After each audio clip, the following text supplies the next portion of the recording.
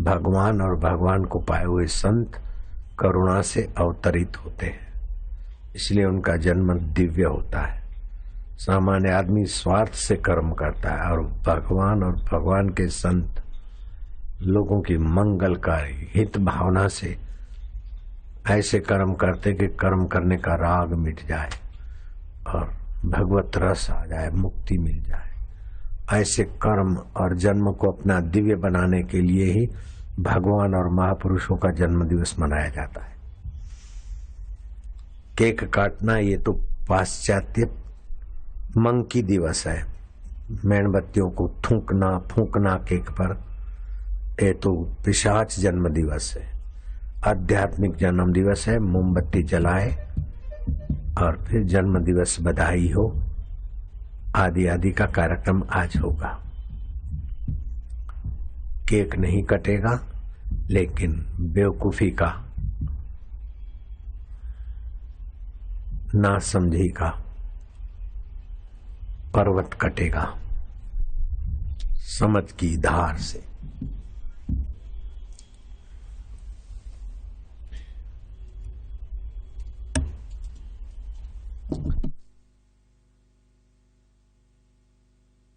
तो ऐसा मेरा स्वभाव तत्व से जानता है, वो मरने के बाद ऊंच नीच योनियों में भटकता नहीं, मुझ आत्मा में एक होकर मुक्त हो जाता है। जो लोग केक काटते हैं, मोमबत्ती को फूंकते हैं और हजारों बैक्टीरिया थूकते हैं, ऐसा जन्म दिवस तो भूल कर भी नहीं मनाना चाहिए और ऐसे थूके हुए केक को गलती से भी नहीं खाना चाहिए। जन्म दिवस ऐसा मनाना चाहिए कि समझो तुम्हारे 72 साल आज पूरे हो रहे हैं, तो 72 दिए तुम्हारे हितैषी, तुम्हारे मित्र जलाए और 73वां वर्ष आज शुरू होगा, तो 73वां दिया कोई धर्मात्मा, कोई विशेष सज्जन व्यक्ति जलाए और ये भावना करे कि जन्म दिवस बधाई हो, पृथ्वी सुखदाई हो, जल सुखदाई हो, तेज सुखदाई हो, आकाश सुखदाई हो, वायु सुखदाई हो, गुरु सुखदाई हो, देव सुखदाई हो, माता पिता सुखदाई हो, जैसा जिसका हो, जन्म दिवस बधाई हो, बधाई हो। फिर जोड़ते जाए, थोड़ी देर इस प्रकार की धुनी हो। बाद में प्रसाद जो रखा है भगवान को भोग लगाने के लिए तुलसी के पत्ते, जो भी प्रसाद बना है अभी उसमें तुलसी के पत्ते और काले तिलों की माला का प्रसाद हो तो वो भी डाल देना। भगवान को थाल रखा और फिर भगवान के नाम की आरती करके वो प्रसाद बांटना। और जिसका जन्म दिवस मनाते हैं, आज तक समझो 72 साल पूरे हो गए, तो 72 साल में जो प्रकाश हुआ, परोपकार हुआ, जो भी अच्छाइयां हुई, तो 73वां दिया बड़ा जलाएंगे, अब और भी ईश्वर के तरफ ज्यादा आगे बढ़ेंगे। समझो 25वां जन्म दिवस पूरा हुआ, 26वां वर्ष शुरू है, तो 25 दिए कुटुंब के लोग अलग अलग जलाएंगे, 26वां दिया अच्छा व्यक्ति कोई जलाए। इस वर्ष आपके जीवन में विशेष प्रकाश हो, ऐसी शुभ कामना करने से जन्म दिवस मनाने वाले को भी बल और संकल्प मिलता है और दूसरों को भी सद्प्रेरणा मिलती है। लेकिन जो केक काटते और फूकते थूकते हैं, वो तो इस लोक में भी परेशान, परलोक में भी परेशान। तो भारतीय पद्धति से जन्म दिवस, भारतीय पद्धति से मातृ पितृ पूजन दिवस मनाने से बच्चे और माता पिताओं का बहुत भला हुआ है। दिव्य जीवन उसी का होता है जो अपने को आत्मा मानता है। शरीर की बीमारी मेरी बीमारी नहीं है, मन का दुख मेरा दुख नहीं है, चित्त की चिंता मेरी चिंता नहीं, मैं उसको जानने वाला हूँ, मैं चैतन्य ओम स्वरूप हूँ।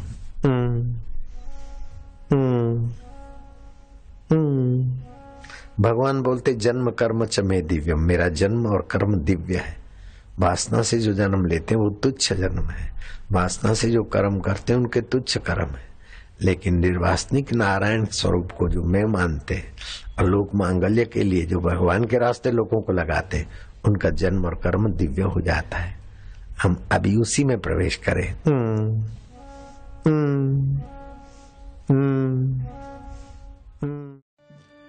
घर में एक ऐसी जगह बना लो जैसे बाथरूम में स्नान करके आप स्वच्छ होके आते हैं, लेकिन आप नहीं होते स्वच्छ, शरीर होता है। आपकी स्वच्छता के लिए भगवान नाम सहित ध्यान, ध्यान सहित भगवत प्रेम आपको स्वच्छ बना देगा। आपका अंतःकरण वासना विनिर्मुक्त हो जाएगा। आपके कर्म दिव्य हो जाएंगे और आपका जन्म दिव्य हो जाएगा। भगवान ने मानव जात का परम मंगल करने के लिए गीता के 4 अध्याय के 9वें श्लोक में कहा है, आप उच्चारण करना। जन्म कर्म च मे दिव्यम, जन्म कर्म च एवं यो वेति तत्वतः, एवं यो वेति तत्वतः, त्यक्त्वा देहं पुनर्जन्म, नैति मामेति सो अर्जुन। हे अर्जुन, जो मेरे जन्म और कर्म को दिव्य और अलौकिक तत्व से जानता है, व्यवहार से तो नहीं, तत्व से जो जानता है, वह शरीर त्याग कर फिर जन्म को प्राप्त नहीं होता, भवबंधन में नहीं आता, मुझ चैतन्य स्वरूप ब्रह्म को ही प्राप्त हो जाता है। दिव्य किसे कहते हैं?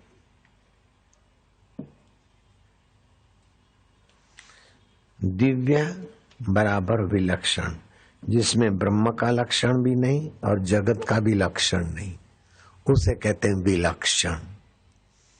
जीव का भी लक्षण नहीं और ब्रह्म का भी लक्षण नहीं, वो विलक्षण होता है। जन्म कर्म कहे ईश्वरत्व की सिद्धि नहीं होती। ईश्वर में 6 ईश गुण होते हैं, जीव में वासना होती है, लेकिन विलक्षण में न वासना होती, न कर्म के फल की वासना होती, न कर्म बंधन की, परंपरा से वो जन्म होता है। जन्म कर्म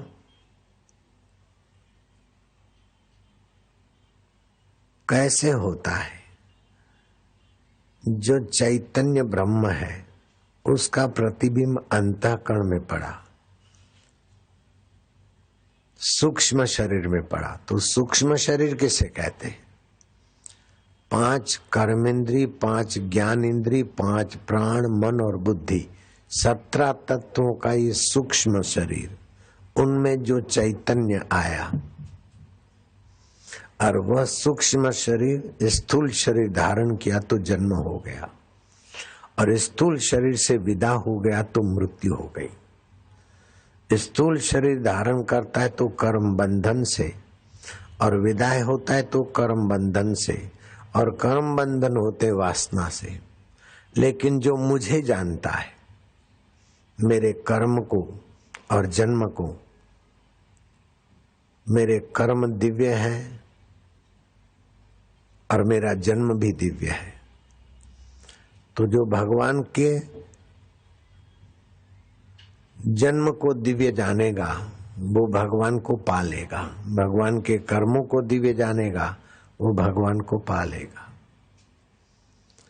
साधारण मनुष्य अपने को शरीर मानता है और कर्म करके उसके फल से सुखी होना चाहता है, लेकिन भगवान अपने को शरीर नहीं मानते, अपने को शरीरी मानते हैं। ध्यान देना, शरीर और शरीरी, शरीर और शरीर वाला, जैसे गाड़ी और गाड़ी का ड्राइवर अलग है, ऐसे ही शरीर और शरीरी अलग है। तो वास्तव में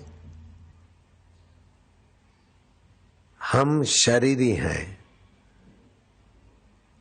शरीर हमारा बदलता है, हम शरीरी अबदल है। मन हमारा बदलता है, सूक्ष्म शरीर हमारा बदलता है। बचपन का सूक्ष्म शरीर और मन की मान्यता, बुद्धि की मान्यता वो नहीं है।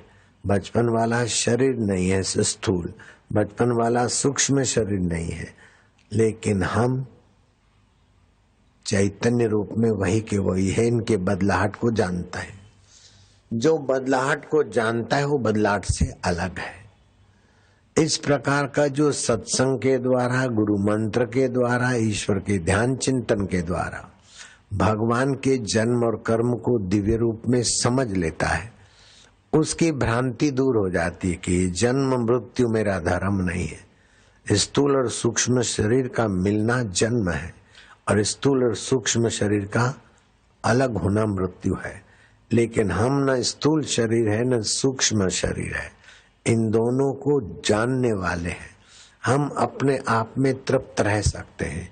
ओमकार का मंत्र उच्चारण करें। अभी करो, लंबा श्वास लो।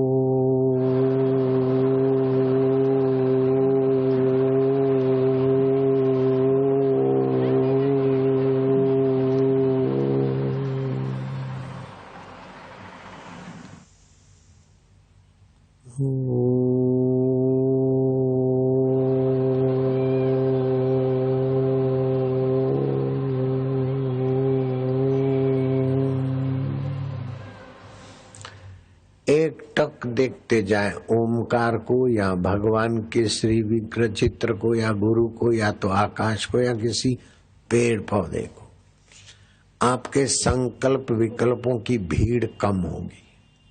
मन शांत होने से बुद्धि में विश्रांति मिलेगी और बुद्धि में विश्रांति मिलेगी और ओमकार भगवान का नाम है, तो भगवान में प्रीति होने से भगवान बुद्धि में योग दे देंगे।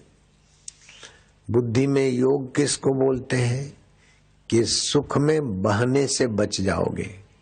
सुख में जो बहते हैं संसारी सुख में, वो वासनाओं में गिरते जाते हैं, तुच्छ जन्म कर्म हो जाता है। दुख में जो बहते हैं वो दुखों में गिरते जाते हैं। आप न सुख में बहोगे न दुख में बहोगे, सुख और दुख आपके आगे से बह बह के चले जाएंगे। सुख बह के चले जाए उसको बहुतों के हित में लगा लो, और दुख बह के चले जाए उसको विवेक वैराग्य में लगा दो। तो सुख और दुख बहते जा रहे हैं, आप उनके साथ न बहोगे तो आपका जन्म और कर्म दिव्य हो जाएगा। कितने भी डमम डमैया हो जाए, लेकिन जब तक सतगुरु की कृपा नहीं है, गीता का ज्ञान नहीं है, तब तक सोने की लंका भी बन जाती तो रावण का जन्म कर्म दिव्य नहीं होता, तुच्छ होता है। हर 12 महीने देश दिया सलाई, लेकिन शबरी भीलन को मतंग ऋषि मिलते हैं तो उसका जन्म कर्म दिव्य हो जाता है। और ऐसा दिव्य मतलब विलक्षण कि श्री राम जी झूठे बैर शबरी के खाते, अगर मैं झूठ बोलूं तो तुम मरो बस।